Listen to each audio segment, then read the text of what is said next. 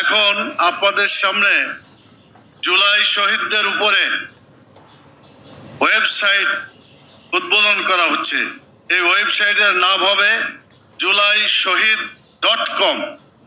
julaishahid.com। আমরা আল্লাহর নাম করে সবাই বিসমিল্লাহ পড়ে আমাদের ওয়েবসাইটটা আমরা শুরু করতে যাচ্ছি।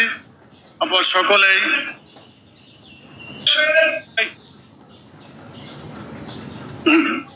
জি বিসমিল্লাহির রহমানির রহিম।